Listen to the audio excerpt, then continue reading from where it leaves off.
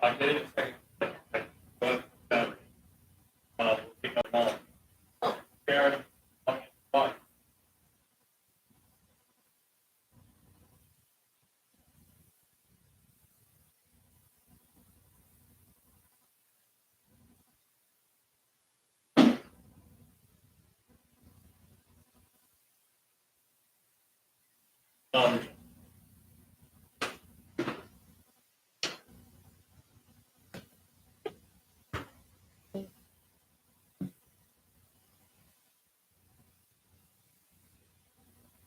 Okay, let's listen, teach at the same time. We'll find out. Okay.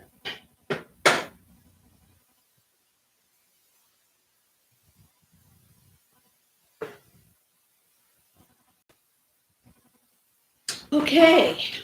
Happy Sabbath, everybody. Happy Sabbath. We have got a small group today here. Now, Don says it's because it's raining, and that might be part of it. Let's hope that more people come as the morning moves along. But I just want a chance to say how wonderful it is to be here. I haven't taught the lesson in over 3 months, and it's wonderful to be here. I really am grateful, so grateful that my health has improved enough that I can be here. Okay, so let's go to our 5th lesson for the quarter. And what's the name of our lesson this week? Anybody got it?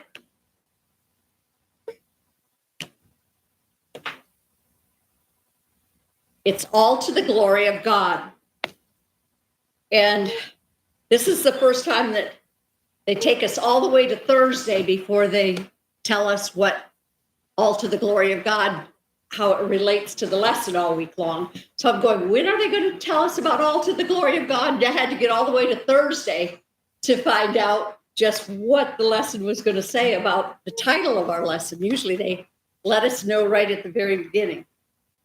But our memory verse is actually the all to the glory of God, and that's from 1 Corinthians 10:31.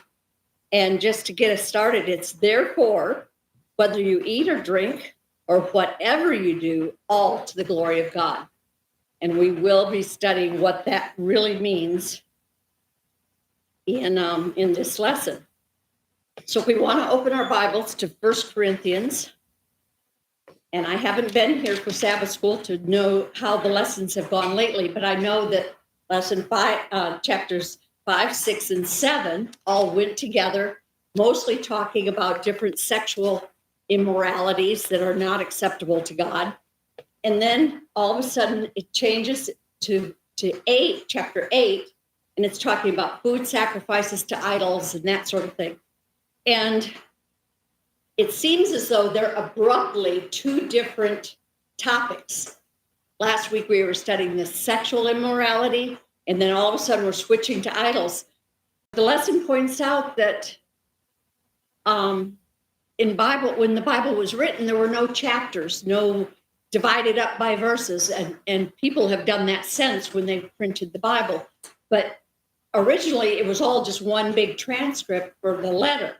And so the 1 Corinthians letter to the believers in Corinth was written as one whole letter.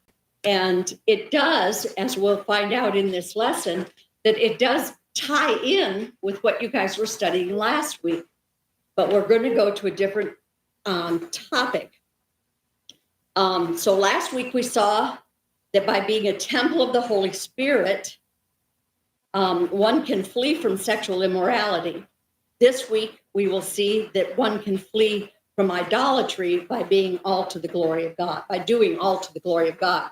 So both times, an answer was given in the Bible as to how to deal with these particular sins that come into our lives, and that there is a solution. So we're going to want to get to that. It is really hot up here. Do we have this fan on? Yes, we do, and it's still hot. Whew, okay. So let's talk about our Let's talk about knowledge versus love in Sunday's lesson. Corinthians 8, 1-13. Does anyone have their Bible that they could read that for me? I don't want to go all the way 1-13. Let's see where we can maybe stop it. Let's read it just through verse 8. Does anyone have that? I'll read it, okay? Oh, you know what I need? Oh, Christy just went out. I was going to have her grab my glasses from my purse. Okay, Danny, will you get those for me? I forgot to bring them up. No, not that. It's a blue case. Thank you, Christy. You are so sweet. You'll know that your mom needs this during the time I'm up here. Yeah. Thank you, sweetheart. That's fine. Okay, I definitely need it when I'm reading the Bible. Okay, we're going to read verses 1 to about 6, I think is where we're going to stop.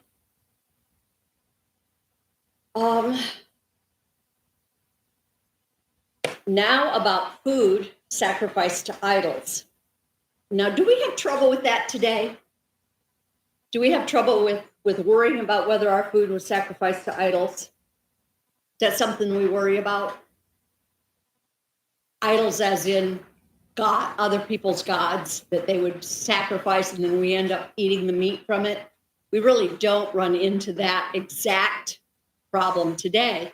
But the principle that this teaches us is definitely able to be brought into context for today.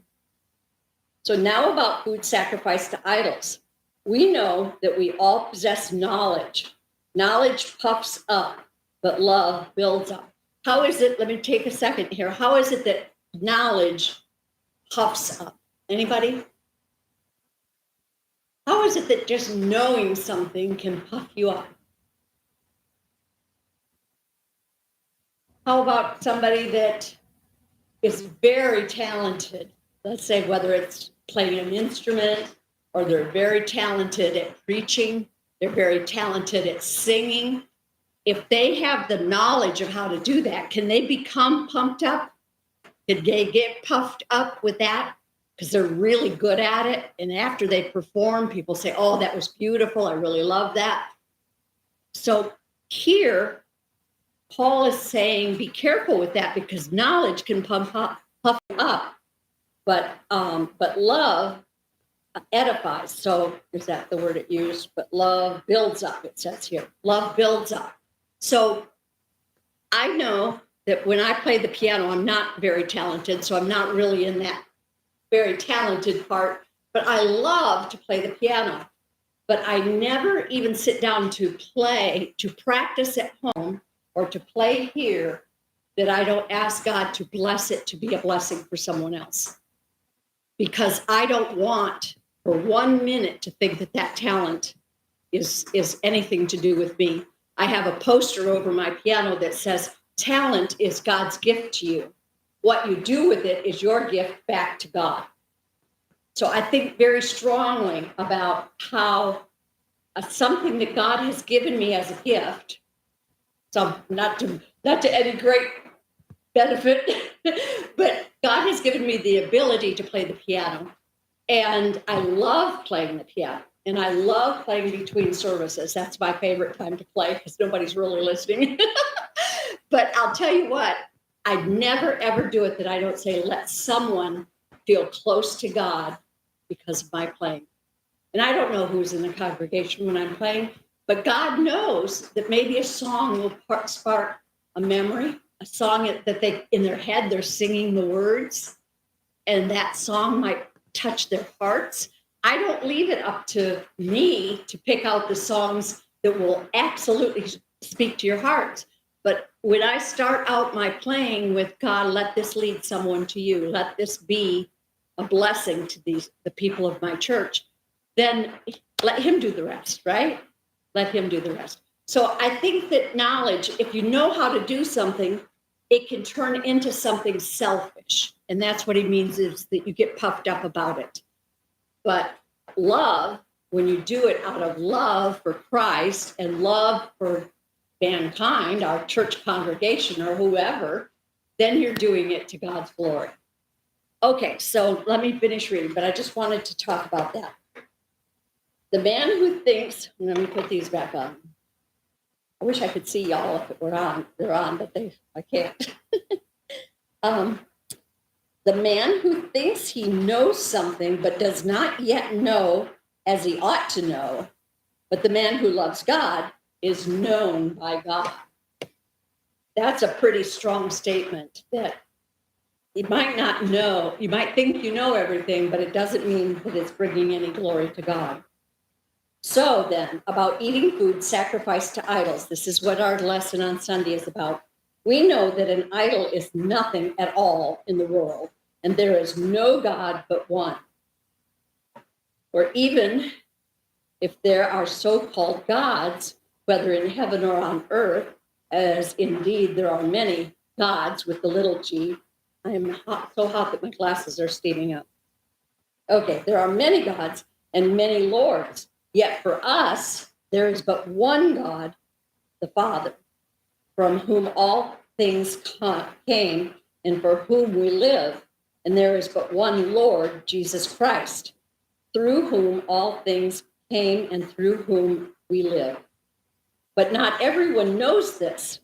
Some people are still so accustomed to idols that when they eat such food, they think of it as having been sacrificed to an idol, and since their conscience is weak, it is defiled. But food does not bring us near to God. We are no worse if we do eat it or not. No better if we do. So no better if we don't, or no better if we do. What is this really saying to us? We all know Paul, right? We know Paul, that he writes complicated. Sometimes you have to read it and reread it, or maybe go to a different translation to read it, because it is sometimes really hard to understand. But what he's saying is that when we know that as long as we're eating clean meat, the meat was what was sacrificed. Some fruits and vegetables to some gods were also sacrificed to idols. But that meat, we know, didn't serve any idol. No idol had anything to do with it, because we know there's no power in idols, right? So if there's no power in idols, we could eat that with no bad conscience about it. But there's some people that there's a weakness because they're so new in the faith that when they eat it, their mind goes back to idolatry. And when their mind goes back to serving idols and sacrificing to idols, that's where their mind starts dwelling, and that's where the problem comes in. So they're considered weak. The ones that know better, they're considered strong. So it says that, oh, I'm so hot. Is there any way to just temporarily turn that a little cooler? Christy, could you grab me a Kleenex from over there? I am just dying on the vine here. I apologize.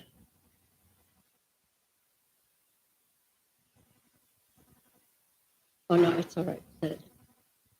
Thank you, sweetheart. Okay.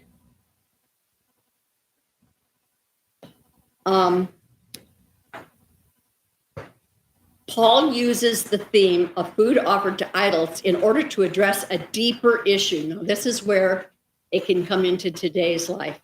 The lack of love for others. The matter of food offered to idols split the church of Corinth into two groups. Some believed that their knowledge about the non-existence of other gods gave them the right to eat anything.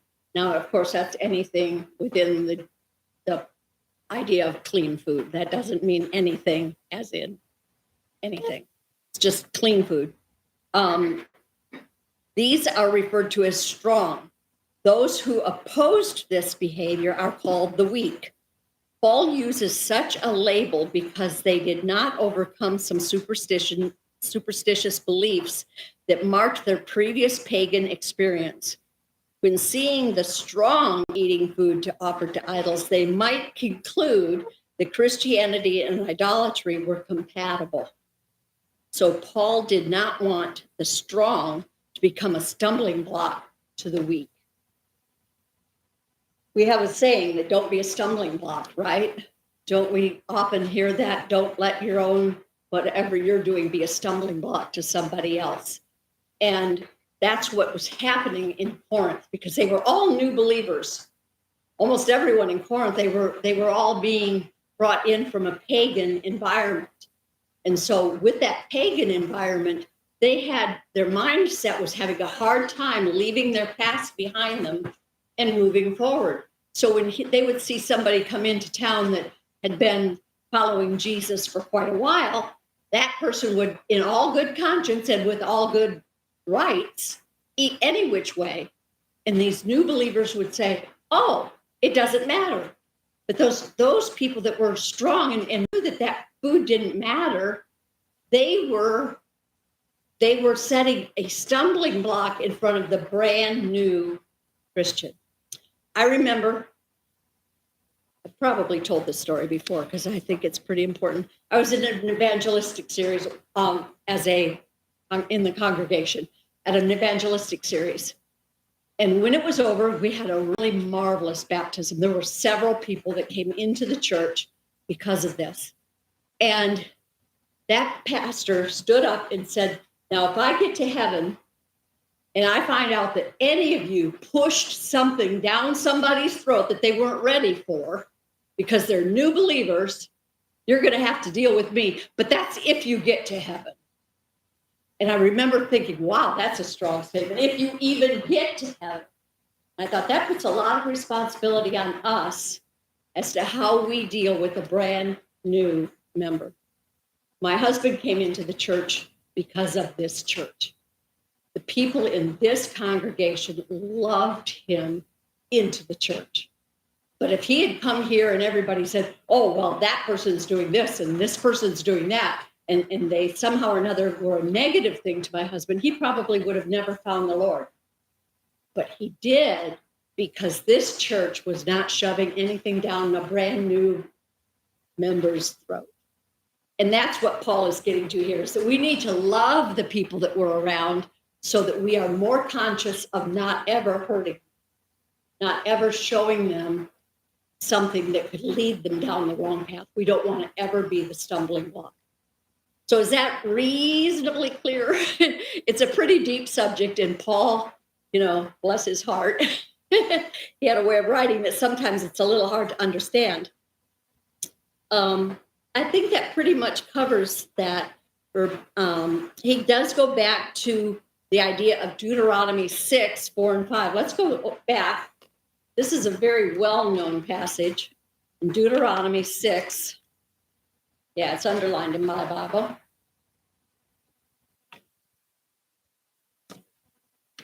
Okay, it starts out, "Hear, O Israel, the Lord our God, the Lord is one. Love the Lord your God with all your heart and with all your soul and with all your strength." Now, Jesus quoted this text, and then he added something to it. Do you know what he added to it?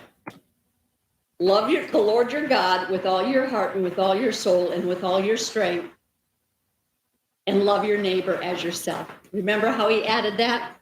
And I remember when we had that text in one of our, I think we studied Deuteronomy at one point, if I remember correctly. I said it's kind of like the cross. If you think of the up and down pole of the cross, that's our obligation to God. When up and down is our obligation to God, it's the first 4 commandments is our obligation to God. But then when we open the horizontal bar on the cross, that's our obligation to our fellow man, to our neighbor. And that's the last 6 commandments up there. So when you think about that, we have obligations to God, but it doesn't stop there. We have to then also don't lie, don't steal, don't commit adultery, all these other things it's not between us and God as much as it's also to our mankind. So that's what he was getting at in this text, is that it is not just having knowledge, but knowledge with love, so that you do it the correct way. Okay, we've had a couple new people come in, but we have gotten started here. Down at the bottom, it says, Paul argues that without love, knowledge may become a bad thing. In what situation can knowledge without love indeed be bad? Can you think of anything in our daily lives where something that can happen within your own life that could be a stumbling block? Anybody want to think of something? Yeah.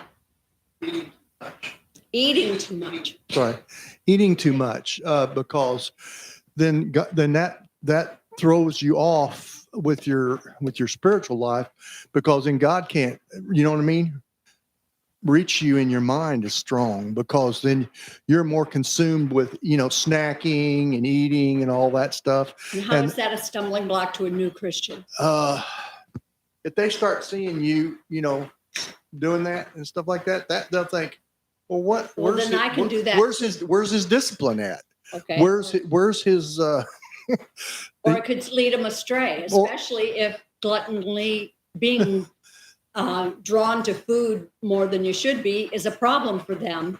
Then they could see it as, well, it's okay for him, it must be okay for me. I mean, Paul talks about that. We have freedom, Yes. but if it's going to cause our brother or sister stumble, he said it'd be better for me not to eat meat. Yep, that was in this week's lesson. Okay, so I think that's as far as I wanted to go. In fact, the next verse in this section, going on to 13, is, be careful, however, that the exercise of your freedom does not become a stumbling block for the weak. For if anyone with a weak conscience sees you who have this knowledge eating in an idol's temple, won't he be emboldened to eat what has been sacrificed to idols? So this weak brother, for whom Christ died, is destroyed by your knowledge. When you sin against your brothers in this way, their weak conscience, you sin against Christ. Therefore, what I eat causes my brother to fall into sin. I would never eat meat again so that I would not cause him to fall. Now, of course, this was talking about actually going into the temples and eating, along with, like, you just were rubbing shoulders with the people that were still pagans, the people that were still doing idols, sacrifices and then eating the meat. And he says it would be better that you not even do that. And he set himself up as an example. I would rather not eat meat at all if it was going to be a stumbling block. So I think it is very important, and we're going to get to the whole wind it up on Thursday's lesson about being everything to the glory of God, when we understand that we don't want to be that stumbling block. Can anyone else give an example of what maybe a stumbling block might be? Anybody? I know I have an example that might be, I loaned my car. I was an Herbalife distributor for 25 years. And while I was an Herbalife distributor, I had signs on my car advertising my business. And I always took them off Sabbath, but I had them on my car. And somebody borrowed my car. And what I didn't know is that they drove my car to the bar. And they spent way into the wee hours of the morning at the bar with my car. And I had someone come to me and say, I didn't know that that was okay in your church. Now, that person wasn't necessarily coming to me because they were wanting to be a believer, but they were certainly very concerned that me, professing to be Christian, was at the bar until 2:00 in the morning. So I did have to have a strong conversation with my friend I loaned my car to, that he couldn't be doing that anymore. So, but that could have been, if that person who had noticed it and knew that that was my car, if they had been a new believer, could that have helped them stumble?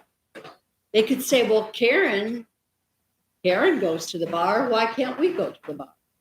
So it's a little bit disjointed because it wasn't me personally, but it's still the idea that we have to be careful with what we're presenting to the world.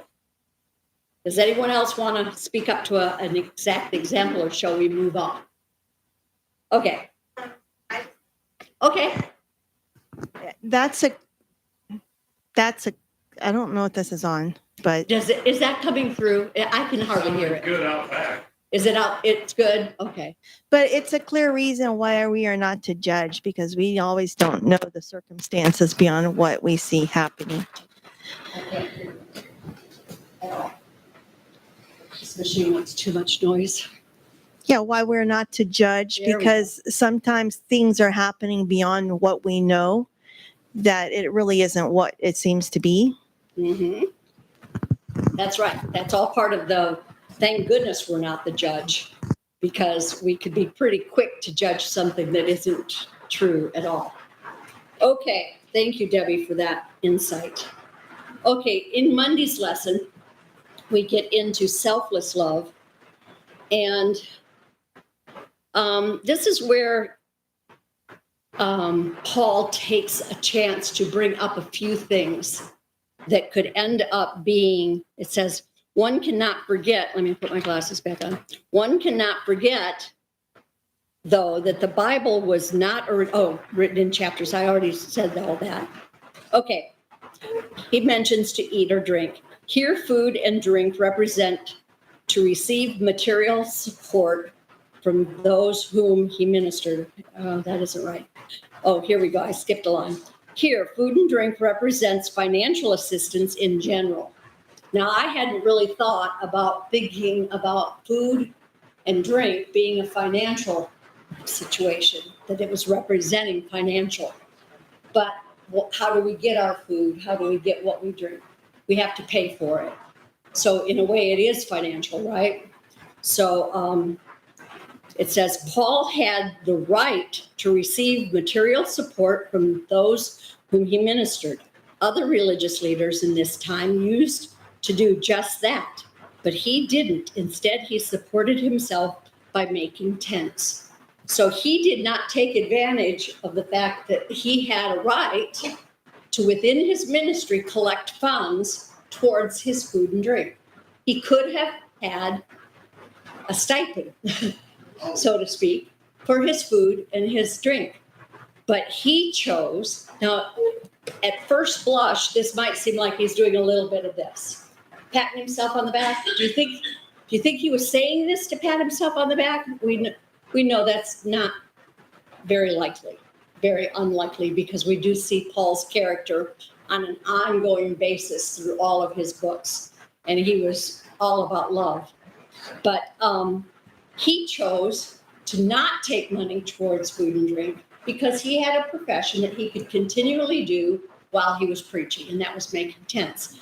And then we don't know what was going on with Barnabas at the time. We don't know what his talent was and what his business was, but he was also someone that did not take advantage of the stipend, but relied on making his own money at the same time.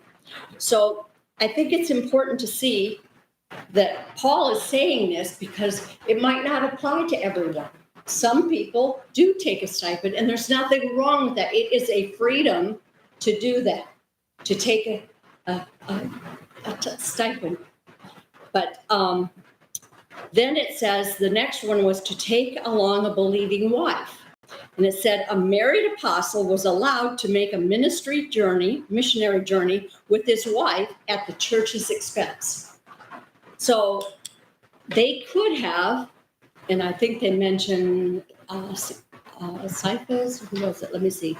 Peter. Peter.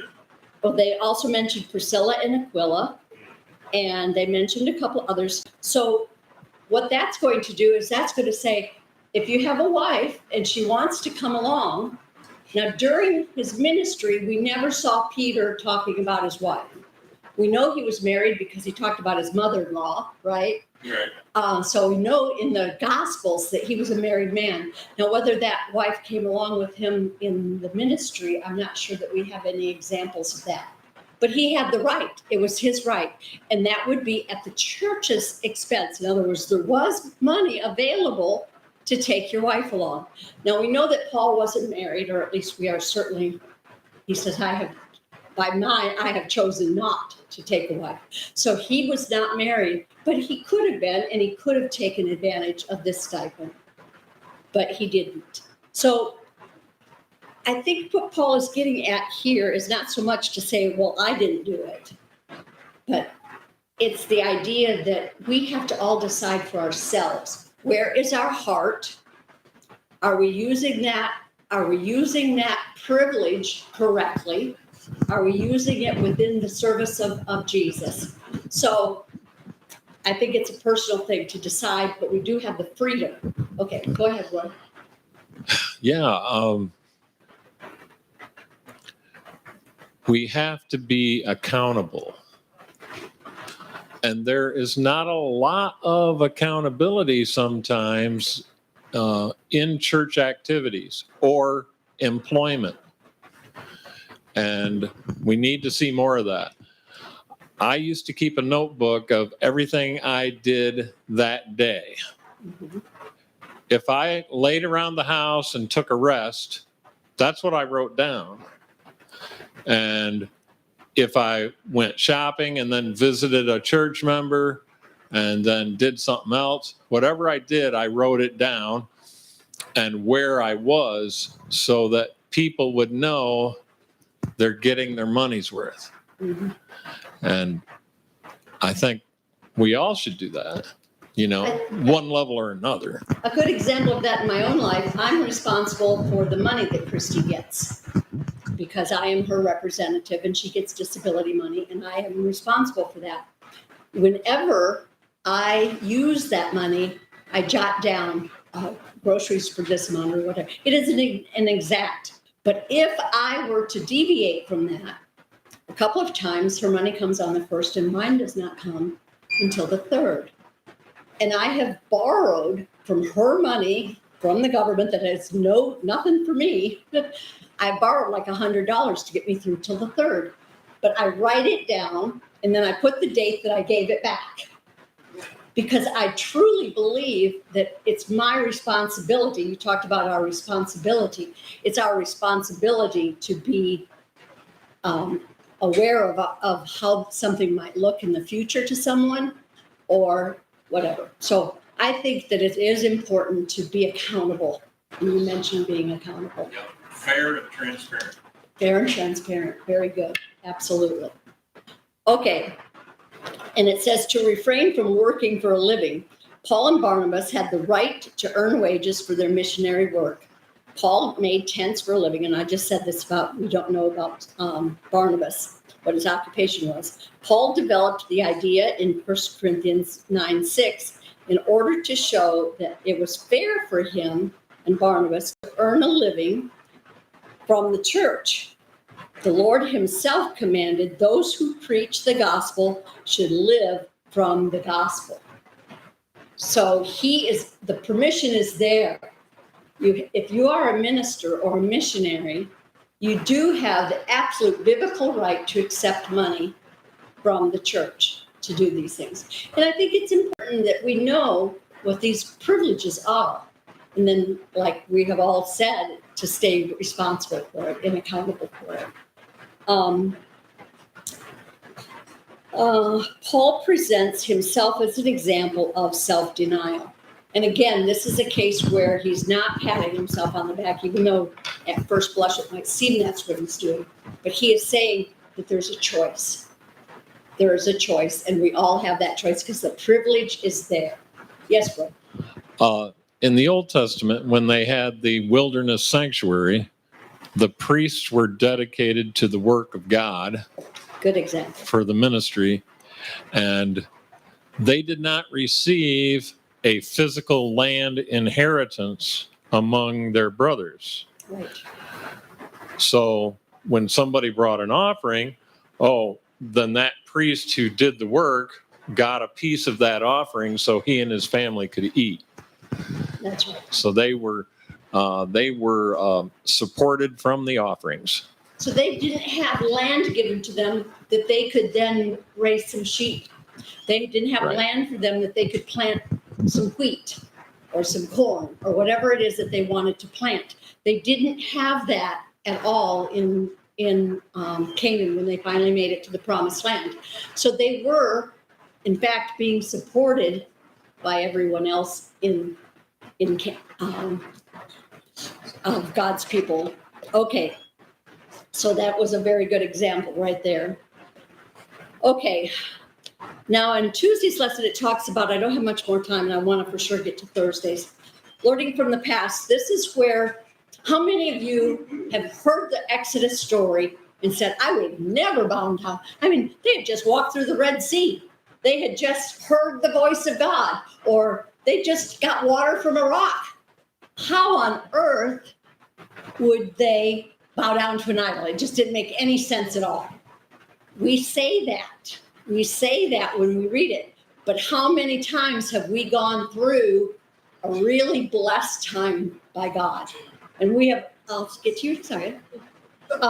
They have a really blessed time with God. They have gone through a blessing. And then something happens that can bring them down. How many people during that time they start to grumble or complain or whatever? There's all kinds of things that can happen at that time. And they have forgotten that just a couple months before they were on the top of the mountain. It's human nature. And that's why we need to stay close to God so that we can in all things give glory to God. Yes. We also have to remember they were exposed to idol worship while they were there in Egypt for how many years? 400. And then also the influences by the other people, the other, you know what I mean, that were a part of the, not just even the Israelites, but the other people that were there too. And some of them came with the Israelites, it says in the Bible. I'm sure they had a great influence on them. And so we got to think, you know, like you said, how, you know, we say we wouldn't do that, but we're exposed to something for so long. You know what I mean? It just because we're a Christian don't mean we can't fall back into some of the bad things we did before. That's what I guess that's what I'm saying. You know what I mean? Mm-hmm. Okay. Yes. I agree with Randall on that they had heavy influences around them. We need to look at ourselves today, though, as well, that we do have heavy influences around us, you know, barraging us on every side. Going to the store, out in public, and in our own homes, or even if you're just scrolling on YouTube, things will come on that you wouldn't even consider turning on if you knew it was what it is. So, but I guess my point is that we cannot excuse ourselves from doing the right thing because of the influences around us. And yes. Like we can't say, oh well, this is so hard, so you know this is why I'm doing this, and make excuses for ourselves. God calls us to live above the dross, you know. Mm-hmm. He calls us to float to the top and live for Him. Okay, that's exactly right. Okay, so we know that there were faithful people during that time that they were all bowing down to the calf, or several other times when they grumbled and when they complained and when they were angry and all those things that came into their lives. We know that there were still the faithful, though. There were still people that honored God during that time. So then we get into Wednesday where it talks about warning against idolatry. Excuse me. And there always is somebody who is faithful, because think about Elijah. Uh-huh. You know, He thought he was the only one. He thought he was the only one, and he was reminded there's 7,000 people here who haven't bowed to Baal. Mm. So we shouldn't think we're the only ones. You know, there are other people that want to be faithful as well. And when you look at, like, I've been really ill for the last 3 months and more, but there's other people that are way worse off than me. You look and you say, you know, there are people that are facing far worse than what I'm going through. And you just kind of have to really, truly keep yourself humble no matter what's going on in your life. And that's what bottom line here is Paul is talking about being humble in your gifts, be humble in everything that you know as knowledge, and to love. And when you love your fellow man, which is the second part of the commandments, is that when you love them, you're going to take into account where they're at in their spirituality. He talks in the warning against idolatry about that when you're taking part in something that is an idol, that it's actually worshiping the devil. And I just wanted to say, we don't go around with an idol in our car or put down in our purse that we carry around an idol, do we? I mean, I don't think there are people that do. Yes, we as Seventh-day Adventist Christians, as a main idea, we don't have an idol in our purse. We aren't carrying around a physical idol. But let's spend a few minutes, and we only have a few minutes. Let's think about the things that could be an idol, and we're only going to take like 2 minutes on this. What could be an idol today? Our phones. Debbie is holding up her phone. We scroll. She was just talking about scrolling through YouTube or something. And if we are, that whole idea with anything on this earth that pulls us away from God can be an idol. It could be that we are really, really good at something, and that's all we think about is being good at something, but not what it's doing for others. That could become an idol. There's so many things in this world that could be an idol, and I just realized we are really out of time. So let's go to the text. Let's go to the text that is the title of our lesson.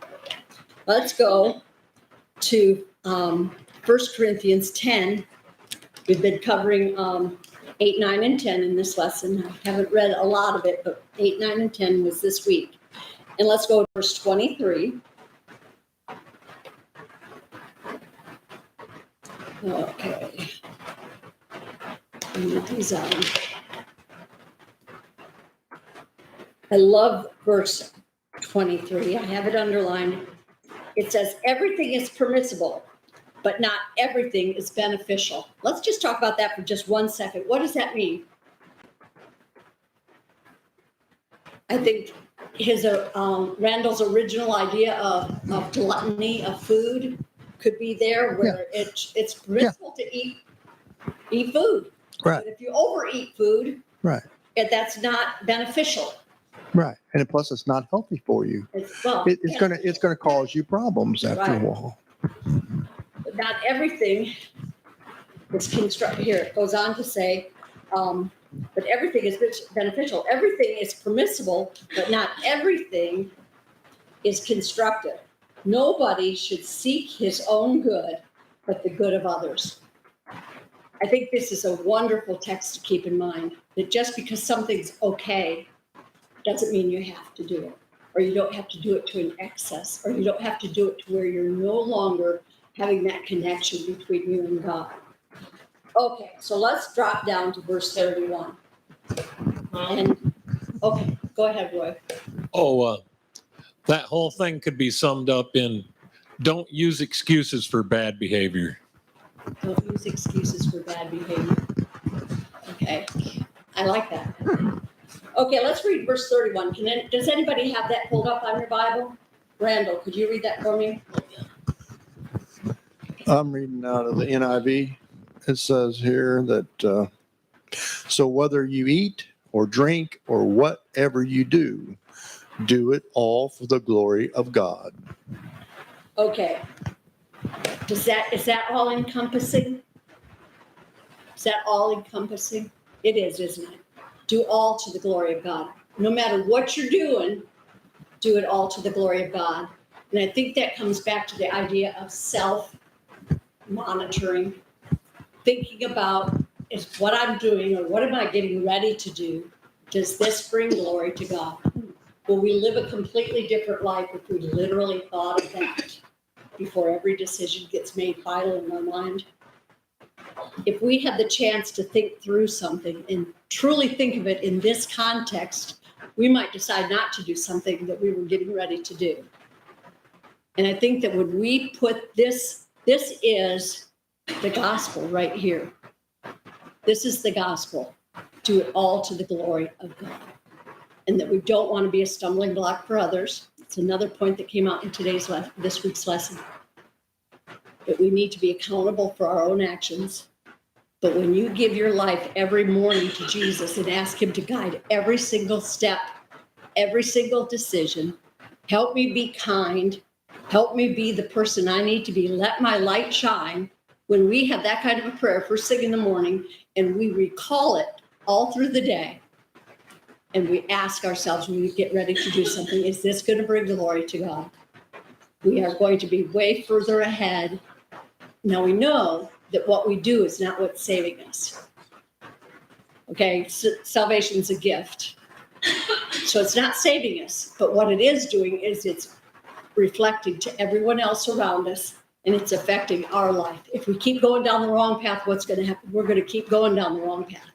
We've got to make decisions that bring us closer to Jesus every day. And we have to not be a stumbling block, and we have to think in terms of giving all to the glory of God. And we are out of time. We're going to start something new. We didn't start it today because I got kind of carried away a little bit. But we're going to start having like the last 5 minutes of our Sabbath school lesson be a time to praise. We aren't doing praise and worship the same as we used to because of the World Wide Web. And sometimes when we're asking for prayer requests, it's involving someone that maybe doesn't want their prayer request out there on the World Wide Web. But if we have praises, if we have things that have been wonderful in our lives, and we take a few minutes, 1 or 2 sentences each, we can find out some things that we can lift each other up with our blessings. So we're going to start doing that probably next week. I'm going to talk to Ryan. What's that? You want to take 5 minutes? We can do that. We can take 5 minutes right now. I want to I just ended the stream. okay. So that's- I